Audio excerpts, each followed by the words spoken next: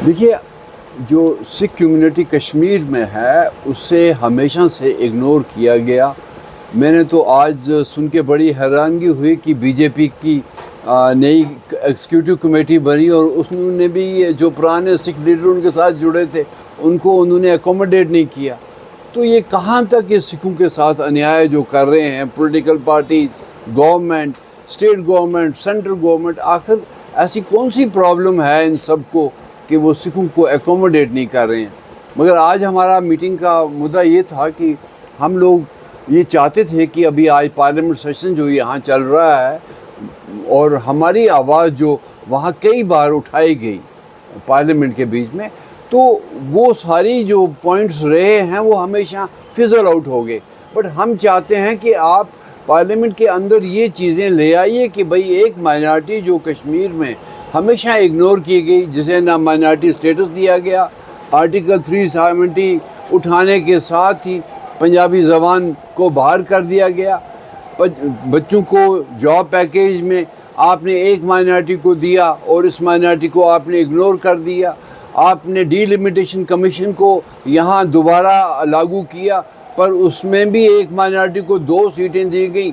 उसके मुकाबले में हमारी पॉपुलेशन और सेक्रीफाइस कई गुना है और हमें इग्नोर किया गया। मतलब सारे इश्यूज जो हैं हमारे सिखों के, उनको इस तरह से इग्नोर किया जाता है जैसे हम जम्मू कश्मीर में रहते ही नहीं हैं। पर हम आज देश को बताना चाहते हैं कि हमेशा सिख जो है जम्मू कश्मीर में वो हर काम में आगे रहा है। हमने यहाँ सैलाब के दौर में बहुत खिदमत की, यहाँ के लोगों की, दुनिया भर के लोगों की, हिंदुस्तान में खिदमत की है। पर आप लोग सिखों के जो लेजिटिमेट इश्यूज़ हैं इनको आप क्यों इग्नोर कर रहे हैं। हमें सियासी पार्टियाँ जो हैं, चाहे नेशनल कॉन्फ्रेंस है, चाहे पीडीपी है, चाहे बीजेपी है, कोई भी आदमी हमारे सिखों की बात जो है वो नहीं करता। आखिर हमारी पॉपुलेशन जम्मू कश्मीर में हर असेंबली सेगमेंट में है, हम वहाँ पर वोट देते हैं, पर वो जो पॉलिटिशियन जो वहाँ से असेंबली मेंबर चुन के जाते हैं वो भी खामोश हो जाते हैं। आखिर ऐसा क्यों? तो हमारी ये चीज़ें जो हम डिमांड जो हैं वो सरकार को मालूम है।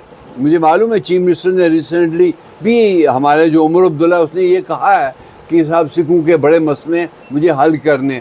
अरे हल करने आपको तो दो सेशन मिल गए हैं। आप पहले बार भी चीफ मिनिस्टर रह चुके हैं, अभी भी चीफ मिनिस्टर बने, लेकिन कभी भी आपने बुला के ये नहीं पूछा कि भाई आपके मसले क्या हैं। और मसले वो आप कह रहे हैं कि मुझे मालूम है, तो फिर हल क्यों नहीं करते? फिर हम काहे का शोर मचाते हैं? तो इन चीज़ों को हम दोबारा आज एक नए तरीके से रिव्यू कर रहे हैं और हम यहाँ सिख कम्युनिटी में दोबारा एक नई रूह भर रहे हैं ताकि ये लोग खड़े हो जाएं और सरकार से अपना हक मांगें, ताकि हमारा हक जो है वो एक कानूनी हक है। उस हक को सरकारें दबा नहीं सकती। कुछ देर दबा सकती हैं लेकिन हमें इस तरह से दबा नहीं सकती। हम अपनी ज़बान खोलेंगे और अपनी बात जो है मना के रहेंगे। तो इस तरह हम सरकार को ये बिल्कुल कह रहे हैं कि भाई आप हमें इग्नोर ना कीजिए, हमारे इश्यूज़ को रेड्रेस कीजिए। और इश्यूज़ आपको मालूम है, अगर आपको नहीं मालूम एक बार हम आपको दोबारा बता देंगे। हमारा गुरुद्वारा एक्ट है, आप उसको भी प्रॉपरली इम्प्लीमेंट नहीं कर रहे हैं। आखिर ऐसी कौन सी बातें हैं कि आप इग्नोर हैं आप हमारे इश्यूज़ के? आपको मालूम है हमारे इश्यूज़, तो आप हमसे बात करिए, हम आपको बताएंगे। अगर आपको रिजॉल्व करने हैं हम आपको सारे इशू सामने रखेंगे। लेकिन आप सियासी खेल उस पर खेलेंगे कि साहब नहीं हम सिखों हमारे साथ है, हमारा वोट बैंक है, वो ऐसा चलने वाला नहीं है। तो इस लिहाजा हमारी आज इस बात पर रिव्यू थी सिखों की।